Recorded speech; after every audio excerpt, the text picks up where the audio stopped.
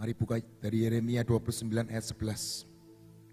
Saudara-saudara yang di rumah juga, mari buka Yeremia 29 ayat 11. Selasa kemarin, Pak Petrus Hadi juga menerangkan tentang Yeremia 29 ayat 11. Hari ini saya membacakan ulang buat saudara. Yeremia 29 ayat 11 berkata seperti ini. Sebab aku ini Tuhan, mengetahui rancangan-rancangan apa yang ada padaku mengenai kamu. Demikianlah firman Tuhan, yaitu rancangan damai sejahtera dan bukan rancangan kecelakaan, untuk memberikan kepadamu hari depan yang penuh harapan. Saya percaya penuh Tuhan punya rancangan yang ajaib buat saudara dan saya. Dan rancangannya itu adalah rancangan yang baik, rancangan damai sejahtera. Tuhan tidak pernah memberikan rancangan yang buruk buat saudara dan saya. Dan dia bukan Tuhan yang mencobai. Amin. Karena firman Tuhan berkata, dia tidak bisa dicobai dan dia tidak mencobai. Kalau hari ini saya dan saudara mengalami sesuatu yang gak enak, sesuatu hal yang mungkin bisa dibilang ujian, itu adalah Tuhan yang izinkan. Amin. Karena mungkin ada perbuatan dan tingkah laku kita yang masih belum berkenan. Tapi dia tidak pernah mencobai. Amin. Karena dia sendiri tidak bisa dicobai. Amin saudara. Hari ini kita berkata, firman Tuhan berkata, rancangan damai sejahtera dan bukan rancangan kecelakaan. Saya percaya sungguh, dia Tuhan yang sangat baik. Dia Tuhan yang tidak pernah merancangkan keburukan buat hidup kita. Amin. Dan kita sejak dalam kandungan ibu kita, Tuhan sudah menaruh yang namanya destiny. Kalau istilah kita destiny, Alkitab berkata purpose, tujuan, karakter, keahlian, talenta, itu sudah Tuhan taruh dalam hidup kita. Dan destiny itu harus sama-sama kita mengetahuinya. Tuhan sudah tahu enggak? Tuhan sudah tahu. Karena dia berkata, rancangannya sudah ada. Amin. Rancangannya sudah ada, saudara. Blueprintnya sudah ada. Mobil saudara, handphone saudara, sebelum ada di tangan saudara, itu ada blueprintnya. Handphone yang Anda pegang, elektronik apapun, itu sudah ada blueprintnya. Blueprintnya ada di mana?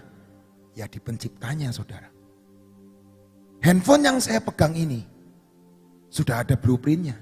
Sebelum ada di tangan saya, ada di tangan siapa? Di tangan penciptanya. Di tangan pabriknya, gambarnya, keahliannya, programnya, semua aplikasinya, pendukungnya sudah disiapkan oleh penciptanya. Betul saudara? Mobil saudara pun seperti itu, motor saudara pun seperti itu. Digambar dulu, nggak temu-temu menjadi, temu-temu jadi. Sama seperti kejadian kita. Daud berkata, kejadianku dahsyat. Tuhan yang menenun, Tuhan yang membuat. Tulang-tulang yang tersembunyi pun dia yang membuat. Betul saudara? Kalau kita baca di Kejadian, Tuhan membuat manusia dari tanah. Itulah kejadian manusia. Dia merangkai, dia meniup dengan nafas kehidupannya. Dan dia berkata, ini serupa dengan aku. Serupa dengan penciptanya. Kalau kita pegang hari ini handphone kita, mobil kita, gak serupa dengan penciptanya. Tapi kita ini serupa dengan gambarannya. Amin saudara. Kita didesain dengan luar biasa. Hari ini saya berkata, dia memberikan sesuatu yang luar biasa dalam hidup kita. Menanam destiny dalam hidup kita. Banyak orang yang berkata, sejak kecil dia sadar akan destininya. Tapi ada beberapa orang yang tidak sadar destininya. Dan dengan berjalannya waktu, dengan berjalannya iman, dia akan mengetahui destininya. Banyak di Alkitab, kalau saudara pelajari, ada Simson, ada Yusuf, yang tahu dari kecil destininya. Simson tahu banget destininya. Dia adalah seorang nazir Allah. Rambutnya tidak bisa dipotong oleh pisau cukur. Yusuf tahu banget destininya. Sejak dia kecil, dia sudah mimpi. Dan dia akan jadi penguasa. Dia akan diangkat tinggi sama Tuhan. Banyak dari kita juga tahu. Diajari destiny. Diajari tanya Tuhan. Dan juga banyak dari kita yang mungkin seperti Daud. Yang belum tahu destininya. Dia diambil Tuhan dari padang rumput. Ditaruh dalam singgasana raja.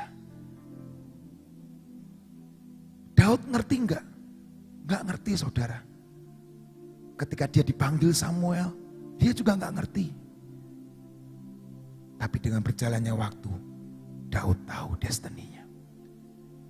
Dan sampai Alkitab menuliskan dan menurunkan raja segala raja yaitu Yesus. Itu Daud. Ada juga Simson yang tahu destininya. Tahu talentanya. Tahu tujuan hidupnya. Tapi dia menyia-nyiakan hidupnya. Dia bermain-main dengan talentanya. Dia menghancurkan hidupnya. Adapun Yusuf, Gideon, Yefta, mereka nggak tahu awalnya tujuan hidupnya. Tapi dengan berjalannya waktu, Tuhan memanggil dan menunjukkan destininya. Yosua, dia tidak pernah berpikir, dia tidak pernah terbayang, dia yang akan memimpin bangsa Israel menduduki tanah Kanaan. Dalam pemikirannya, dia lahir sebagai seorang budak dan dia akan mati sebagai seorang budak. Yosua tidak pernah tahu dia akan mengalahkan yang namanya Yeriko. Yosua tidak pernah tahu dia akan melihat keajaiban membelah sungai Yordan. Tapi Yosua mengerti jalan-jalan Tuhan. Dalam hidup ini saudara, seringkali banyak gak taunya daripada taunya. Bener gak sih? Seringkali mungkin ada orang seperti Yusuf. Bahkan saya mau ngomong, ada orang yang seperti Yesus. Dia tahu destininya. Dari umur 12, saudara tahu baca Alkitab? Dia di bait Allah. Dan dia tahu, aku harus di sini. Dan dia tahu, aku adalah Mesias. Tapi kan itu Yesus. Benar saudara? Tapi ada loh saudara, banyak orang yang tahu destininya. Sejak dia kecil, dia tahu destininya. Tapi buat saya pribadi, seperti Yusuf, seperti Daud, seperti Gideon, seperti Yefta, seperti Yosua, yang gak ngerti. Tapi firman Tuhan hari ini berkata, Tuhan itu tahu rancangan yang baik.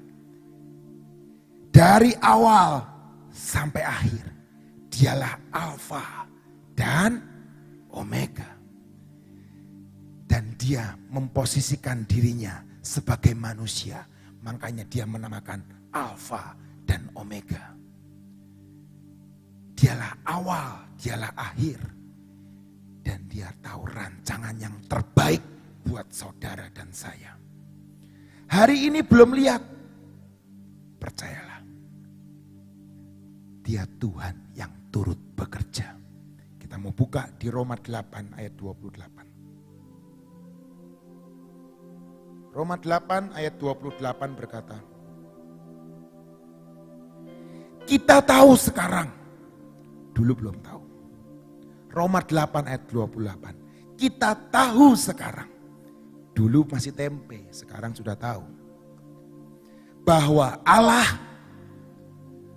turut bekerja. Bahwa Allah turut bekerja dalam segala sesuatu.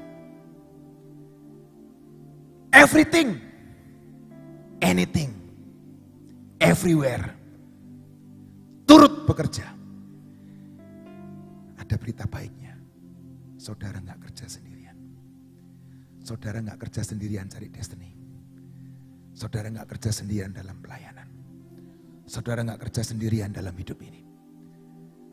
Sekarang kita tahu Allah turut bekerja dalam segala sesuatu untuk mendatangkan kebaikan bagi mereka yang mengasihi Dia, yaitu bagi mereka yang terpanggil sesuai dengan rencana Allah. Tengok kanan kirinya dan katakan, apakah engkau terpanggil? Apakah engkau terpanggil? Apakah engkau terpanggil? Kalau engkau terpanggil, berarti engkau rekan sekerja Allah. Engkau rekan sekerja Allah. Jangan takut. Jangan takut dalam hidup ini. God with us. God work us. Dia Tuhan yang turut bekerja. Amin saudara. Jangan pernah menyerah. Don't give up. Don't give up. Ayat yang terakhir saudara. Mazmur 138 ayat 8.